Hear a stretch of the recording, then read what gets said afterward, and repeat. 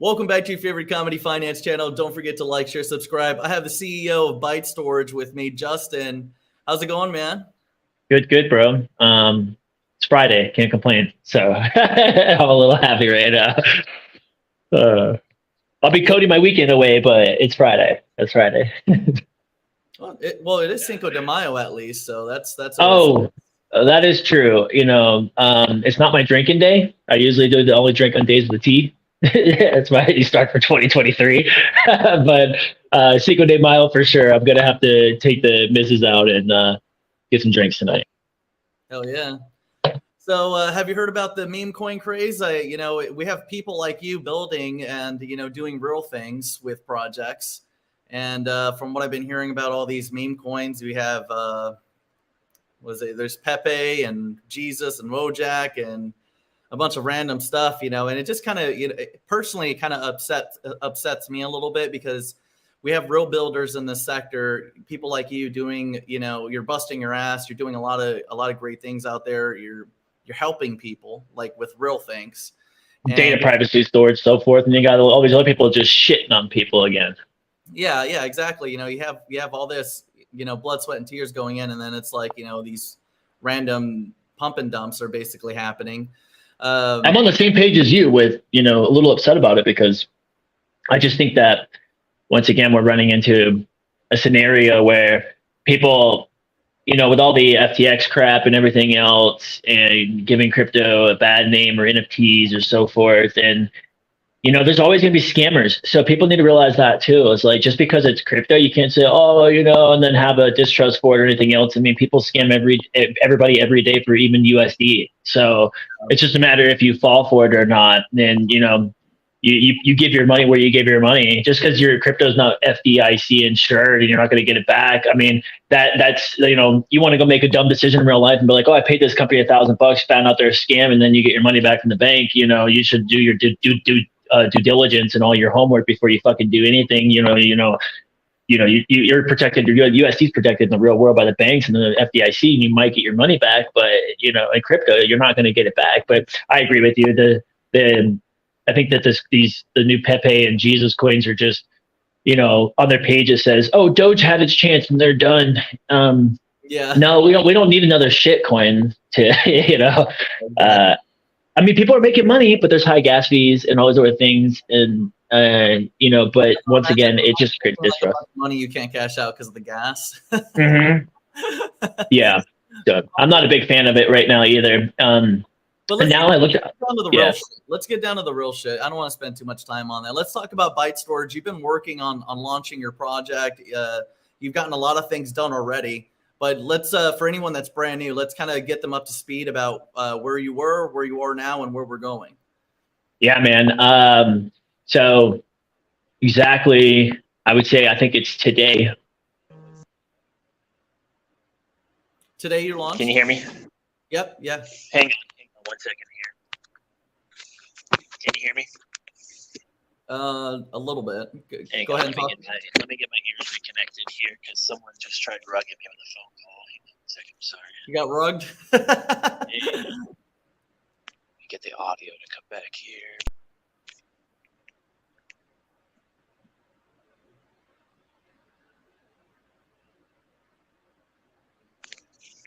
Oh, you gotta be kidding me. I mean, it's like we could hear you, but it's like a little bit scratchy. Yeah, I'm gonna disconnect my Bluetooth and turn it back on. This guy keeps calling me for it's driving me nuts this morning. Let's see. Okay. Perfect. Yeah, sounds better. Just still says connected. Damn it, man. Still a little bit scratchy. Hold on. Settings, audio. Here we go. Just switch. Here we go. Can you say something for me? Yeah, I'm right. There we go. Now you're back in my Bluetooth. Thank you. Sorry about that. So anyways, about I think it was about almost exactly this day, 12 months ago, when we started coding Byte Storage from the ground up. And we went live on, I think it was April 24th. So we extended our our memory for our users. So I think we had like 12 terabytes, but we are sitting at 32 TB now, 32 terabytes now with 16 terabytes of redundancy. So all of our drives and everything are fully set up. Set up notifications, everything there. So if one drive fails, so forth, we'll just go to pop the drive and build. But we are 100% running with our NFTs, our USD services, everything from our IPFS to IPNS keys, hosting your HTML React builds, creating marketplaces or metadata or NFTs or so forth. So yeah, we're 100% live now. And we did a data wipe on the 24th when we went live. So if you were on the beta and you had a temporary email setup, you would have to just re-sign up again with I recommend using a real email this time. So that's one of the things, like we don't do it by storage. We don't do the email verifications, anything like that and so forth, but we keep track of all the accounts on our dashboard. Once again, the whole thing is about true decentralization and true privacy. So we don't need to do no email verification, anything like that. So when you do sign up, I recommend you use your real email, your real name and so forth, because if your account does get hacked or anything else and we do lock it, we want to make sure that it is you that it belongs to. But other than that, we are 100% live, and now we're moving towards making small upgrades that we wanted to do. There was the metaverse, which will be on the phase 4. And then we were looking at adding a marketplace to Byte Storage. So right now we're just making some small tweaks to a few small adjustments of bugs or anything like that, but we really don't have any bugs. There hasn't been too much feedback on anything bad. But other than that, I would say we tested our speeds for our site and everything here last week, just to make sure everything is, our APIs are, because we have custom APIs, everything's communicating, our speeds and our process. I think we ranked at a 95A. So all of our API calls, everything. So we're operating super fast, running super quick, which allows in return our own gateway, IPFS and IPNS, to return the CIDs or hashes at a higher speed than free IPFS. Nice. So who would be, tell me about your perfect customer, or your perfect user for your services, because we do have a lot of different admins. We have some developers that might need it, or whatever the case. Like, what would be the perfect user for somebody that wanted to use Byte Storage? That way people have an idea of like who you're really looking for when it comes to utilizing the storage. Yeah, a range of users. Could be a regular user, as in, I was just talking to the Force Society this morning. I was actually, he's been doing some stuff. He posted about Byte Storage and our decentralized cloud. He's going to be using it just to house personal data for 2 projects he's going to build. I think one of them was like educational classes. So he's going to take all of his educational content and everything and store it on Byte Storage, push it to IPNS keys, and then display that data via either sharing the IPNS link or displaying that the IPNS link into the code, which will therefore pump the videos to his site. So that's one case of users. You could build websites, house your photos and backgrounds, videos and all your data there, instead of housing it directly in the code and importing it. And then you can just call that link directly at the source. It'll display on your site. You can house website builds with HTML or React. So we can take builders that just want to have their website truly running on a decentralized service instead of a centralized server. We have regular users. It could be like somebody like yourself that just wants to post his photos or documents, or just anything in general on his phone that has sentimental value or anything to you that is truly 100% private, that you won't share with anybody unless you want to, by giving the CID. Or instead of giving the CID, you can create an IPNS key, link that CID to the IPNS key, share that IPNS key. So then later down the road, you're like, oh, I don't want anybody to see that anymore. You just delete that key. And they won't be able to see the data. So there's lots of different use cases. It could be builders. It could be regular people storing items. It could be NFT creators for collections. It could be using our IPFS services to display data on their NFT marketplaces. Could be housing your website builds and linking to your .eth domains. And then you can use it for, there could be IT companies, like major companies can come and save all of their data for disaster recovery. So if their server and anything happens, it gets flooded, it goes down, they can come back and pull their disaster recovery. You can use it for archive footage. There's a huge plethora of stuff. And if you really want to like get in more depth to what you can use Byte for, I recommend, if anybody's listening, to go to bytestorage.io and then click on the hamburger menu if you're on mobile, and then choose why Byte. And if you scroll down, it'll explain everything about Byte and say what use cases you can use Byte for right now. And I think there's about 15 to 20 use cases on there. Can you teach us a little bit more when you were first talking about all this? You were using a comparison where, you know, the site asks you to verify the email. You know, could you tell us or teach us, you know, for those of people that don't understand that, you know, if a website or, you know, a login or whatever is asking you to verify your email, what does that mean? And what's it's just data harvesting. So when those companies do that, it's not about they want to make sure your email's valid. Okay, so I get that, right? Valid email, but anybody who's set up an account and is storing anything, should not use a bogus email, because when they do want to recover something or anything else and they don't have access to that email, I mean, it just doesn't make any sense.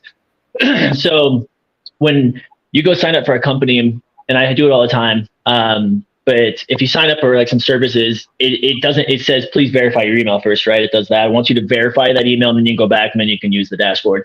It suggests data mongling, because then they know that that's your legitimate email, and then you're going to start receiving emails about products and so forth, which you can unsubscribe from. It just literally puts you on their subscribe list. Oh yeah, you verified? Okay, now it's not about just verify your email to use our services. It's two ways. It's verify your email to use our services, but verify your email so we can send you promo. Gotcha. Okay. So now, so basically, like, the email is stored on their server. Basically. Yeah, I thought about adding the email verification. If it comes back and it kicks back, and a lot of users are like, oh, I would like to be able to verify my email or so forth. No problem. I'll quickly add that code. We'll just have an email that's shot out separately when you first sign up. That'll do that. No problem. But as of right now, you know, the true thing with Byte is to help people fight the privacy data issue that we have in America and all over the world. You know, your data is really not private. We think we have our own private data and stuff, but it's not. What about a waste of space? You know, I think it's like a waste of space too, if you think about it. Because let's say when you're verifying your email and you're getting, like, you know, advertisements and promotions now to your email because you simply signed up for a service, you know, that takes up a lot of data within your email. Like, for instance, like, I get so much, you know, advertisements in my personal email, my business email, and stuff like that. And because of that, you know, now Google or Apple, they contact me. Hey, you know, if you want more data, space, you're going to need to, you know, buy it. Right. Yeah.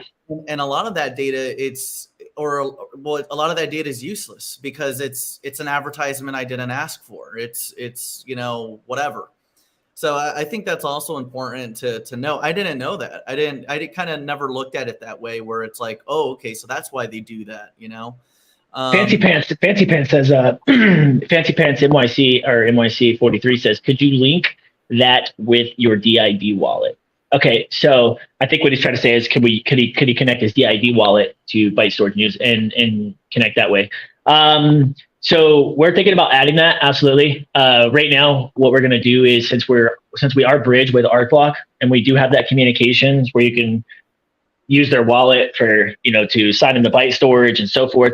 I think one of the things we just got to do is, and I'm working with Robert Mao and the developer that he gave us as well too. I actually messaged him a few days ago about this. We already have the wallet connection already all set up for the DID. It's no problem. But what we're trying to do is create that bridge there to pull the same ETH address, because if you were a minter on your MetaMask and then you're using your DID, your ETH address is going to be different on your DID wallet than it is on your MetaMask. So therefore, when you are going to register to get that you know, perks and the services on Byte Storage, it's not going to register the right ETH address. It's going to say, sorry, not verified, because it's going to want the ETH address that you minted from, and that ETH address you minted from would be from your MetaMask. So what we're trying to do is create maybe a bridge there, because it's not about transferring the NFT. It's about what address it was minted from. So as we said hundreds of times, and it's in our metadata, it's on our page, that the perks for us does not come with that NFT. I don't care if that NFT travels, does anything. That's just an image and a price that gains up for resale. The perks come with the minter. So when you mint, we are storing that address. And that address is what is going to give you those perks once you're verified. So to answer that, I would say maybe in like a few weeks, if I come up with something to be able to bridge your MetaMask over to your DID wallet, because I know that ArcBlock already has a bridge between Ethereum and ArcBlock itself, then I could see that being a possibility. Yeah. Cool. And what's up, Crypto John? Good to see you. We're going to be interviewing with Crypto John next week. He's pretty cool. He has a pretty decent following size, and he does a variety of different content. Very cool guy. Excellent. So popping in with us, bro. He has another question. Will you be able to use Byte Storage as in a link to your website on ArcBlock? Yeah. I mean, if you go to our Twitter page, you'll see some of the ones I've already did. There's an HTML code on there that is running a band's website. And theoretically right now, what they would do is they would just take that IPNS, go over to ENS domains, and in the records, they would put that IPFS, and it would be like the band's name is Aram. So it'd be like aram.eth, and it would go to hit that website, or vice versa. The way Byte is used too is, yes, you'll have it'd be IPFS hash.byte storage, and you'll have the IPNS hash, or you'll have a CID hash. So you can have two different hashes, depends on how you display it. If you're displaying it on IPFS, which is a CID, or if you're pushing that CID to an IPNS key, which is called a peer ID. But with that being said, you can use that link on anywhere. So you can go into a link tree and create a button and say, my decentralized website, or however you want to word it. And then you just tie that full link to that button. When they press it, it will go to that website, a fully operational website that is housed on our Linux server for Byte. So now, as far as linking like actual like domains, .net, .ios, and certain things like that, no, because we're not tied to any, we're not communicating to any centralized domain exchanges. So in a sense, like our main priority with allowing users to build IPFS and IPNS websites is strictly IPFS and IPNS websites. So that would mainly link to your ENS domains, not your GoDaddy domains or your Wix domains. So it's beyond me. Sometimes when you go, I'm just like, all right, this is getting really technical for me. But I always learn. Well, whenever I talk to you, though, I'm always learning a little bit more. I always tell people it's like there's so many different levels of developer that you could be. And one thing I do want people to understand about Byte Storage is, he could virtually do just about anything. He can adapt different services that he has for a lot of different things that you need. So that's one thing I really like about Byte Storage is like you hear what a user needs and you're able to customize however you need something to get done. Look, we're fresh. It was a full year of development. We're live now. There's about 150 grand put into Byte. The code itself is worth probably about 100 itself. There's a lot running Byte 100%. We could have used regular IPFS or anything out there, but we built our own and so forth. But theoretically, for what you can use us for right now on a use case of popping out the gate is way more than you can do on Pinata. Yeah. So, and also too, the way that we lay out our organization for your files within our dashboard is so much better and more. Our UI is just so much more superior than Pinata.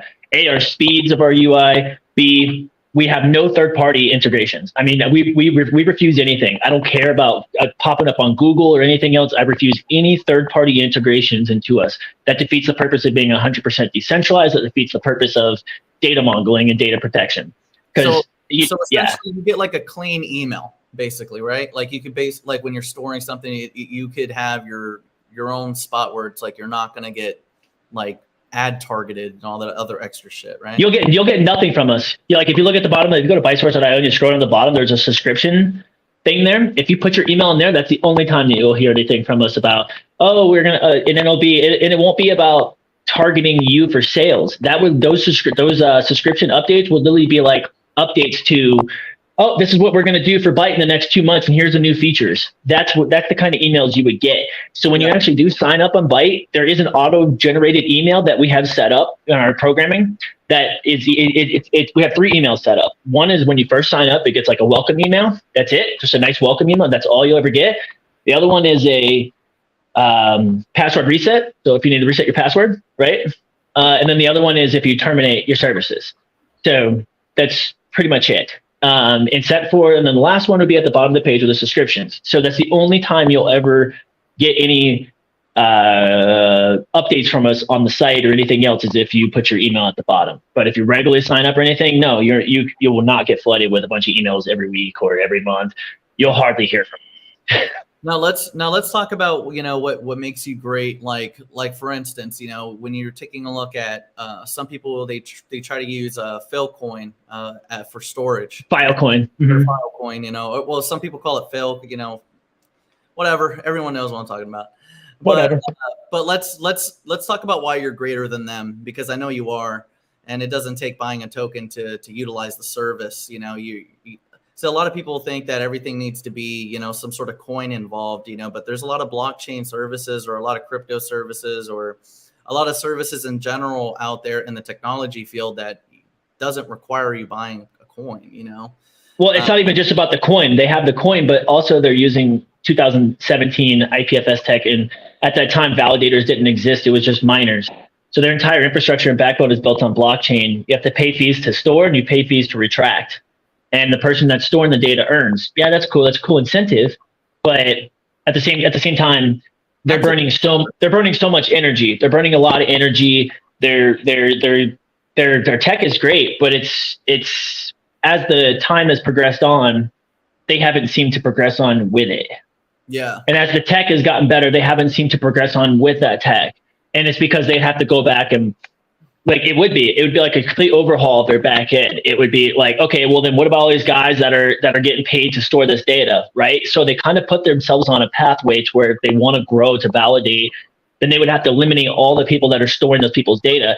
And then if you look on their docs for anybody that wants to be a data partition store for them. So basically you have to agree to some contract with them that you will store that person's data for life and so forth. So now they've been around for a while, right? And they're big. So they have all these people that are storing this data for, dependencies on others with space. So your data that's being stored over on some guy's server in, let's say Nebraska with an extra terabyte of space that he's selling to Filecoin, that guy can just turn off his computer, disappear, even though he has an agreement, and your data's gone. So, but in a sense, that's what I'm talking about is they would have to go back and get rid of all these people, and then people would get pissed off at them because they'd say, oh, well, now I'm not making any money by storing data. So they kind of put themselves in a situation where they can't really. Yeah, they can't pivot. They can't adapt to the next thing. And that's kind of scary because, for a lot of people that are using that service, like you're saying, all that data could disappear as soon as the miners realize that there's a conflict of interest, because eventually it's not going to become sustainable. I don't think there's a lot of incentive for the user to be there. I think there's incentive for the miners, but not the users. The users almost get milked a little bit too much, especially if you're someone in and out or doing a lot of different things with your space. And once again, so what separates us, the two there, as I told you, old tech, and I've said this before, but old tech, blockchain. And the way I like to explain it is almost like the predicament that Ethereum was in, right? Ethereum was on old school proof of work, and they wanted to go and now they want to go to proof of stake, but they tried so hard to just merge, but there's no way to merge that. It took them a year, and they're trying to figure it out, and then they just said, oh, here's a solution. We're creating the ETH2 and we're going to have this over here. So they still have, now they have two different guys mad. It made a lot of guys mad. In fact, I think. And now they have two different, the two different native tokens. Hang on one second. Okay. When it was getting dark a little bit, I was like, did he just see a come through or something? But no, but yes, so there's two native tokens there, and once again they couldn't merge that, right? So they had to go, oh, well, okay, well, we're going to do the validators and we're going to do the proof of stake, but now we need to make a coin for it and so forth, because there was no way to merge that.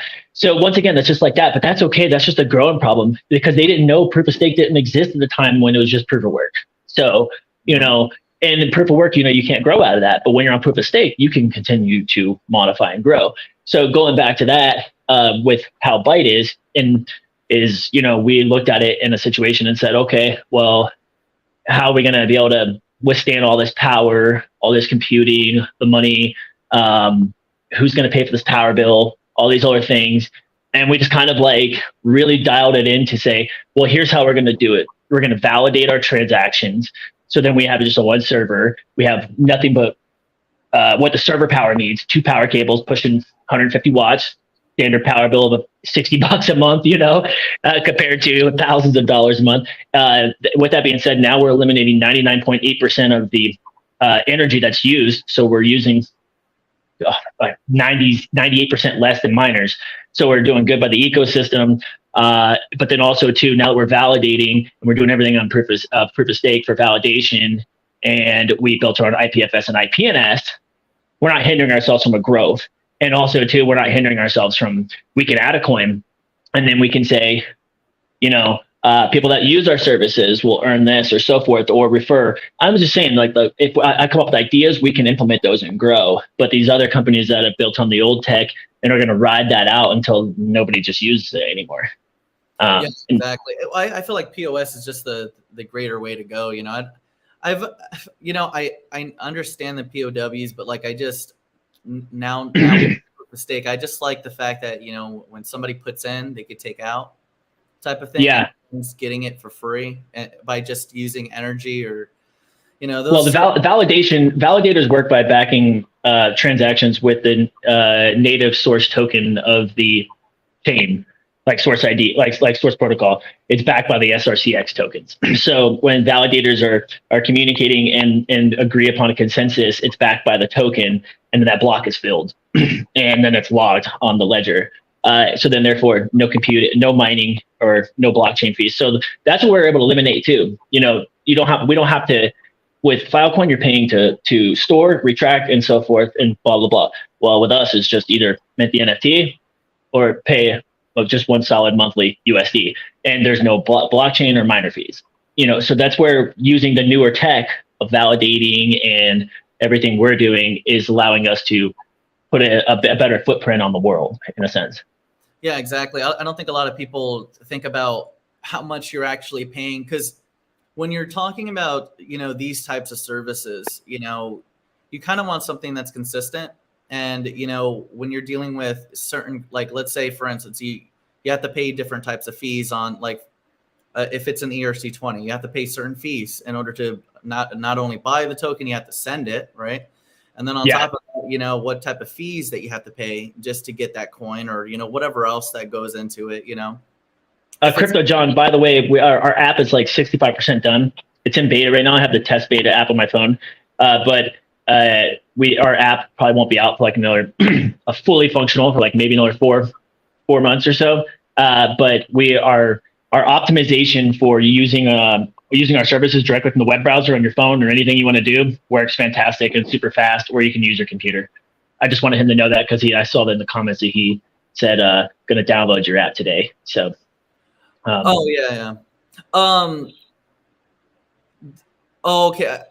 I see. I don't know if he's talking about my app or your app, or I don't know. Oh, okay. you have an app out for Byte Storage?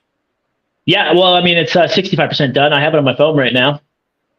Can you show us the icon? What does it look like? Or is it? You want to see what it looks like? Yeah, or is it still like? Can I screen share on? Can I screen share on here? I don't know. Maybe. Maybe I can't do it from my phone. I don't know if I don't think I can do it from my phone. I mean, I'd get a lot of people to download it and stuff. It's on our Twitter. It's on our Twitter. I did share some screenshots and photos of it, but I'll make a cool video of me logging into it. And then basically right now, what we have set up on the app is all of our users login information. So it's pulling from our API data. So for the users, and then it displays your dashboard content. So all your current folders or files of IPFS or IPNS data. And then of course your profile page. So what we still have to add is we have to add the the player button on there so you can view your IPFS or IPNS content. And then we need to add the IPNS key page. So that way you can just create IPNS keys. So you can just, you can do either or. You can use a web browser, but at this point, people like mobile apps. So if you're out and about, you can just log into your Byte Storage app. You can upload a video that you just took from your phone. It'll give you a CID. Then you can go in the app and just create an IPNS key. And then you can go back to the IPFS and link that CID to your IPNS and then go share it. That's awesome. I just got through sharing a few of your tweets. That way people know where to find you. Awesome. And have you ever considered making a YouTube channel just to like showcase certain things, or? I started making videos, but once again, I'm trying to stay away from as much centralized as possible. So what I'm going to do is I created a separate section and a direct account for Byte Storage within Byte Storage. Oh, no, yeah, that makes more sense. So what I'm going to do is I'm going to upload our videos there, push it to IPNS keys. I'm going to build a custom website for Byte, like just a landing page, like something. It'll be like our version of YouTube, and I'll house it directly on Byte. So it'll be just a hash that people will be able to go to. I'll put it on our DID forum discussion channel, and then so you can just go click there, and it'll be videos of how to do metadata, or how to store regular photos, or how to update images on websites using IPNS keys. So what's really cool too with us, and I just tested this the other day, is when you build a website, you can house all, like I said, you can, let's say you have videos on your pages that's going to change like every 90 days or something. Okay, well, instead of you going and changing that code and repassing the new build file, you can just upload the one code that you have, all the videos, and then you link the IPNS keys to your code in your code. Then you upload your code to Byte. Okay, now you got a running site. Well, instead of having to keep doing that, what you do is you would just upload your new video into that folder, push it to that IPNS key that's already going to the site, and then that video will change live. So there's really cool tools, and yeah, I'm in the process of making all these videos, and of course, I'm not a video editor, but I'm trying to make it as best as possible and narrate. I was thinking I mean, clearly not for entertainment, but just like tutorials, but you're pretty much exactly going to do that. So that's really good. Yeah, just create our own page for it. Yeah, because that's accessible. Whenever they're trying to use different services or whatever, they kind of want to have an idea of how to use it, stuff like that. For me, I'm always, whenever I look at services, especially within this sector, I always want to think about like, all right, how can I monetize this, or how can I use this in a way where it'll benefit me in some sort of monetary manner or whatever. Because of course, like, storage is expensive. It's going to get more expensive as we go into the future, and especially with Apple and Google, the way they charge is kind of crazy. And I feel like they fill it up on purpose too. It's like, well, it's data, man. Data is the key. And that's the whole point where I made a Byte. Like I said, I think I've told everybody this on multiple interviews with you too. I built Byte stingy just for myself. I feel like I didn't have the privacy. And then knowing that my cloud that I paid for is sitting right there in my house, and then I have to agree to these, my cloud's terms and services. And then, the terms and services is they're stealing my data, and then my cloud gets hacked, which is Western Digital. And then I find out that my stuff's not lying on the cloud. It's like lying on my platform. And then I'm just like, it's not a good world. I'm tired of people depending on people. I don't like my information being all over the place. One place could be hacked and there's your information, or so forth. So therefore, data. I hate that. I wanted a safe place. And then when people found out about it, now it's user driven, but whatever. I mean, I still use it. That's where I put all my data now. It's where my fiance puts all of her data. You know what I mean? Yeah. Well, with a lot of these other platforms, you're always getting these breaches of data breaches. And then, you have everything else in between. And, I feel like everything will just start decentralizing, where it's just like, I rather just deal with, the simpler, I guess you could call it liabilities or whatever, working with like a different type of company versus just going to a centralized mega conglomerate to hold data, instead of the casual way of doing things, Well, one of the things that really, one of the main key features that I really love about Byte, and that kind of like drove me to building it more too, was obviously the data privacy. But what hints of data privacy is a lot of things can be taken off the internet now just by the will of super powerful government and so forth. I mean, you think it's safe, but if it's ran by some kind of centralized system, it can be taken down, it can be obsolete, it can disappear. So what's beautiful about that is, let's say if some private docs get released and they're going to quickly try to clean it off the internet. Well, if one person builds an IPFS or IPNS website and has that data and posts it there and houses it, they can't take it down. It'll be there forever. So that's what I love about it too, is that, they can't censor you or us or hide something. If somebody builds it and exposes it on IPNS, they can't shut it down. Yeah. So that's what I love about it too, is it just creates this free world and almost like a Freedom of Information Act in a sense, Yeah, I mean, well, I think it's gonna become a little bit like some people when I talk to them about stuff like this, they're like, oh, it's kind of like you're speaking another language, and it's like, well, for now, but with censorship becoming more and more apparent, you're going to start having these conversations more and more where it's not going to sound like we're speaking another language, because it's the removal of data, or the fact that you could edit something, or, you could just take it down, or all of those different things are still stabs at our freedom. It's like when you're looking at books nowadays, it's like all the books, all the music, it's streamed now, everything is streamed, or it's on a computer somewhere. Like back then you had it just on a book. You can't get rid of a book unless you just destroy the book. But, with data now being on so many centralized platforms, they could easily, like I was saying, they could edit it, they could take you down, they could censor it, they could remove access.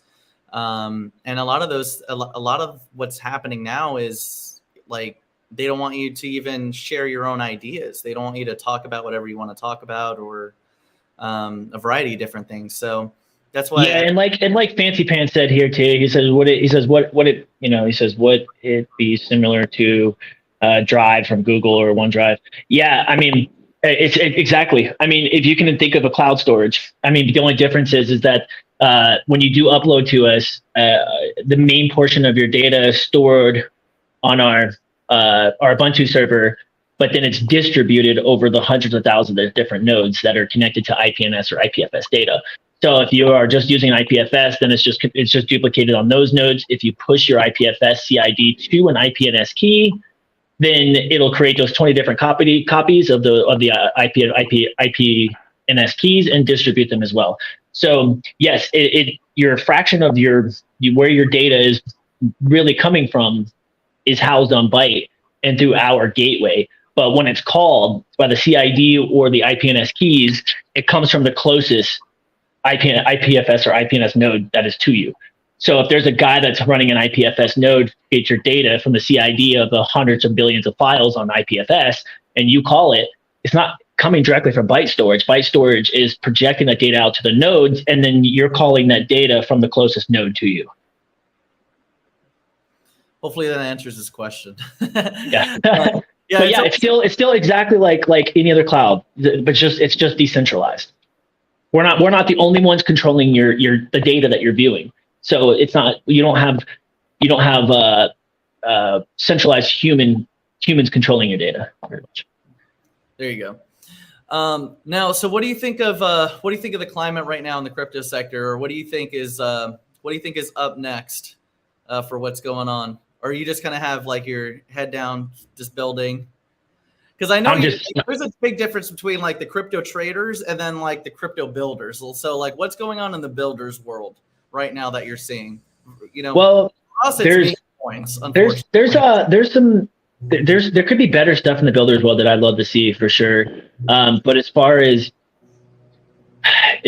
like trading and stuff goes, I don't really do that. I'm too busy building most of the time, all the time. But there has been this other new kind of platform that kind of came out now. Can't remember the name of it, and I'll share it with you. But basically, like almost like a Wix in a sense, but it's using WordPress. So you can just like click to build a WordPress site, and then you can link it to your ENS domain. Like that's cool and all, but it's really not breaking the tech. It's just like duplicating what you can do on Wix and then connecting your domain, right? Or GoDaddy or Shopify or so forth. So, I mean, it is a stepping stone in a sort of a right direction, but also it still limits you, right? Just like if you use Wix, you can only do so much when you build your site. That's why people build custom sites still.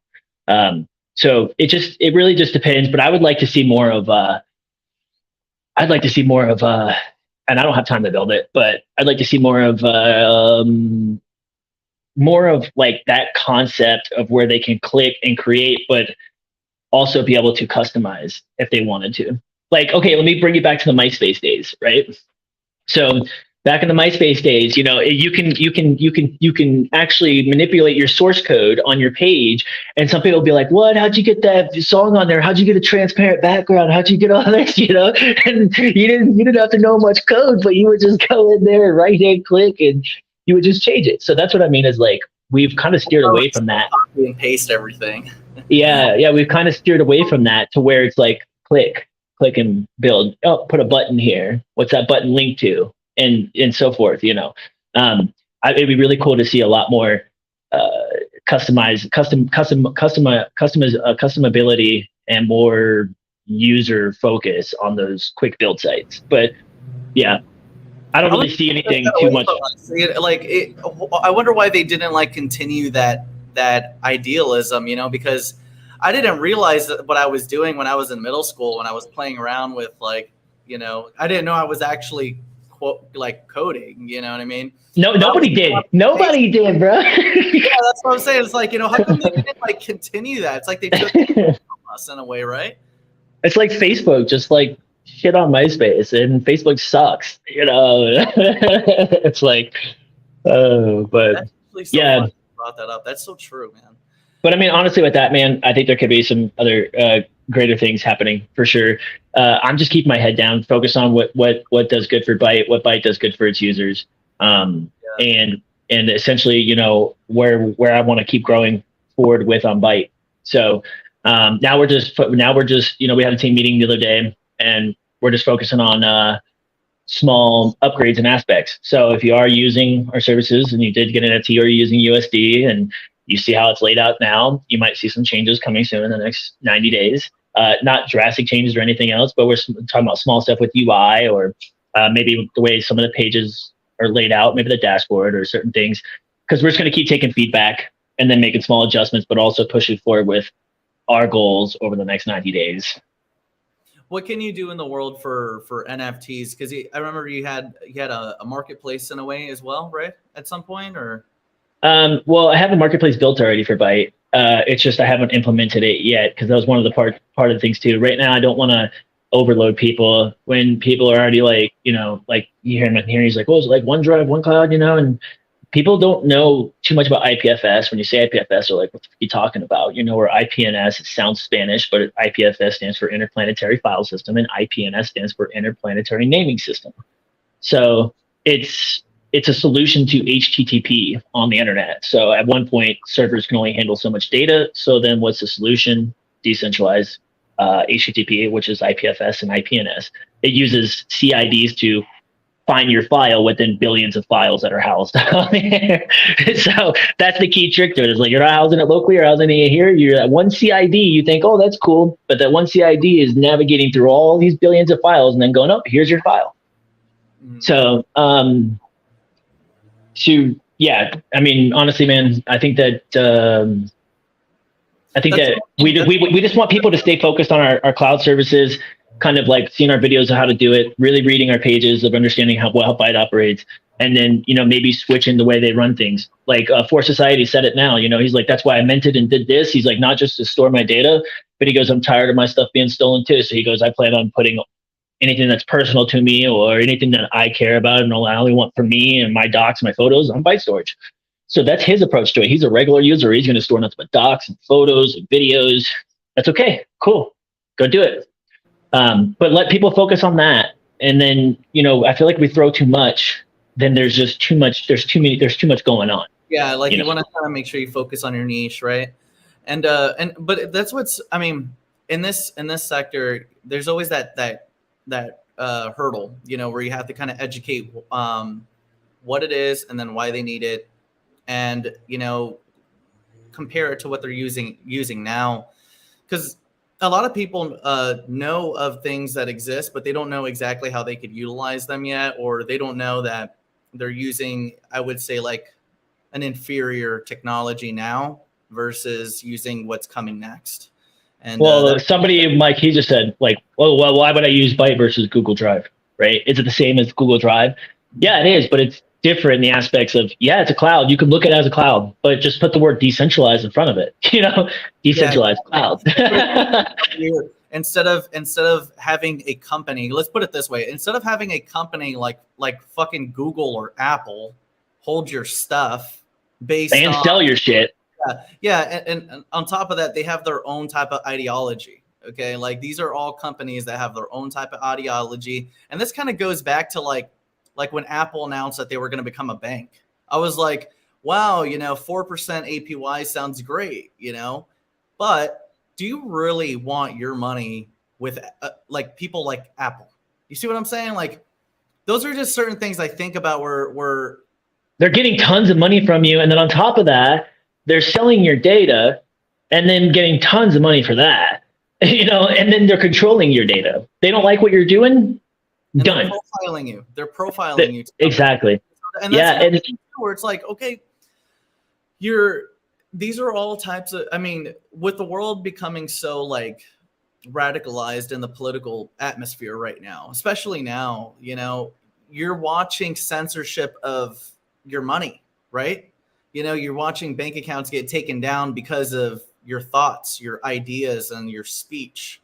And, this is already going to be more and more of a demand as we go forward in the future. And I think that's what a lot of people haven't really realized just yet, because think about it.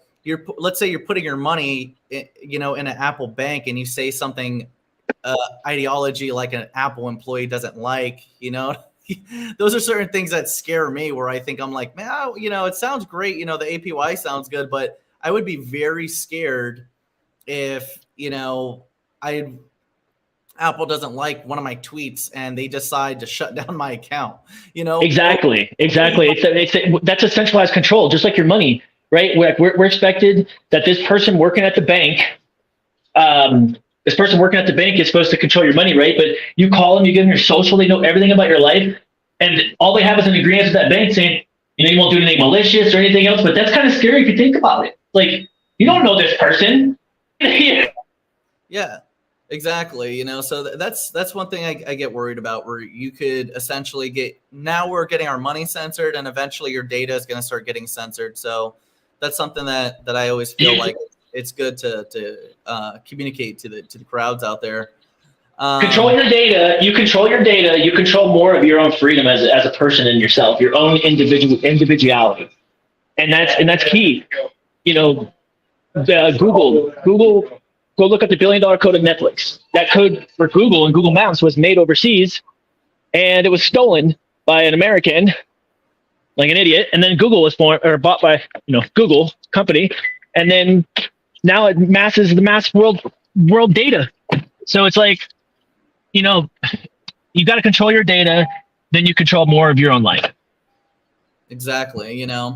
And I think the profiling thing is scary too. It's like, I just want to store my email, but now everybody knows, like, or somebody has a profile of me somewhere and put me in a box along with a variety of other emails that match whatever profile mine is. It just becomes creepy. Well, look at it this way too, right? Like these, the justice system's all corrupt. It's all about political gain and everything that happens, right? So you never win cases. They always attack you personally, which I think should be a breach of any kind of court laws or anything, because it should be about evidence, statistics, facts, right? But now that they're data mongling and selling all this data, who do you think it goes to? It goes to the federal government. And then when you're down there in a case against you, and there's the state's versus you, and you have your attorney, you never win, because now they're like, oh, well, let's look at him as a person. Oh, well, look at these photos he had over here, and oh, this is how he operates on Facebook, or this is all he does. I don't give a fuck how I am on social media in my life. Doesn't mean that because that's the way I live, that I did this crime. Yeah, so exactly. That's a scary world we live in. Right. People are getting judged by their digital life versus their real life. And I think that's a very solid point, Justin. I think that's a very solid point. You have anything else to share with us before we let you go?